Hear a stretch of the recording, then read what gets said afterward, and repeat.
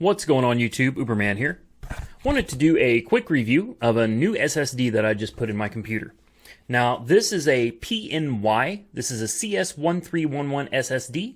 This is 960 gigabytes, SATA 3, 6 gigabits per second. This is my old drive, my Samsung.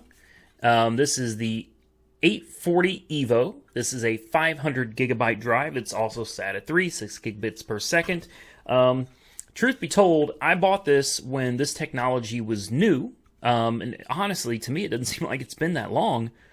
But, boy, the prices have changed. Let me tell you what I did, guys. I found this on Facebook. Facebook has a marketplace, and there's a guy that was selling 4 of these brand new in the box for $160. Guys, I'll have a link in the description because I'm using it right now as I'm making this video. Obviously, because my primary drive is now not in the computer. So, this thing was $160. I remember paying something like $500. I don't remember. It's something like $500 for this thing. And I felt it was a good deal, especially the moment I plugged it into my computer and I pushed that power button and the thing, boom, instantly, like within 10-15 seconds, booted up. Push the power button, boom, shut down. And it's a must for gaming and video editing. Emphasis on the video editing.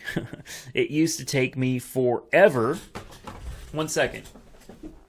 I didn't anticipate this part of the video. This is just to give you an idea, this is a standard hard drive for a computer. All right, this is a Western Digital. This is the blue. Okay, this is a good hard drive. All right, this is the Western Digital blue, 1 terabyte SATA with 64 megabytes of cache. That's a lot of cache, guys. It's a lot of cache. I'm not even going to go into explaining what cache is. Processors have it too. Not 64 megabytes worth. But anyway, this is an August 2013 drive. This was a great drive for what it was. Compare. All right. You know what I'm saying? You see? Dirt slow.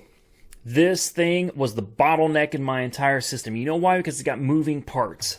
The contents of this device, platter. Think of it like a little record. Little CD, actually. It looks like a CD platter. You've got little heads. You've got arms. You've got a motor.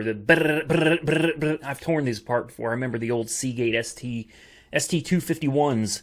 And they had RLL. Those were MFM, but you had RLL that were double the... whatever. Anyway, I'm getting into some old school shit y'all probably don't want to know about. But anyway, too many parts, very inefficient. Ugh. It's still a backup drive, though, so I'm very careful with it because it contains everything from my computer. It's a good backup. This was a great drive. The problem is even with 500 gigabytes, eventually I started running out of room.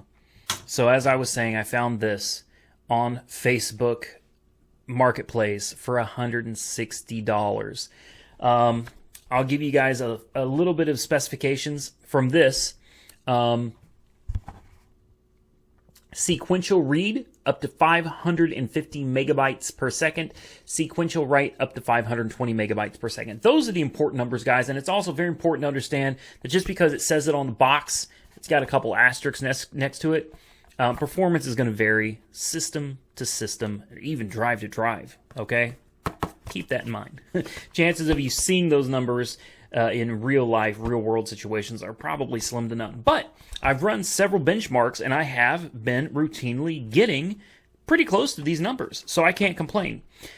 This drive, very comparable to this one as far as numbers. You would think Samsung would have a little bit better numbers, but actually the PNY, just a little bit better, marginally. And I mean, not even enough to even really mention.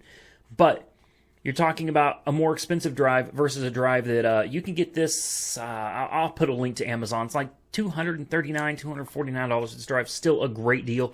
I just happened to get lucky and find it for $160. I'm so happy. I'm so happy. Obviously, I cloned the drive, stuck the thing in. I had to manage my partitions because when you clone a drive, since this one's 500 gigs, it had to copy 500 gigs to a 500 gig partition. I simply extended the partition, boom, done. I now have a full 960 gigabyte single partition.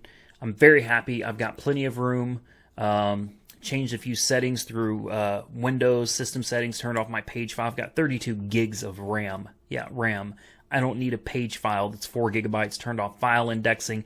There's a lot of things you can do to maximize the performance of your SSD. Make sure trim is turned on. I'm not going to get in all that. This is just a review. I just want to tell you guys, I'm very happy with this. Perhaps turn the box the right way.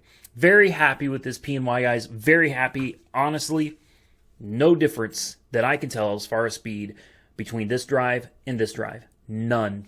Video editing, everything works perfect, fine, super fast. I love it. So I love this. I'm not saying this is a bad drive. No. This has been a wonderful. I've written over 47 terabytes to this drive, and it is still in excellent health. Great drive. We will need to test the longevity of this drive, though.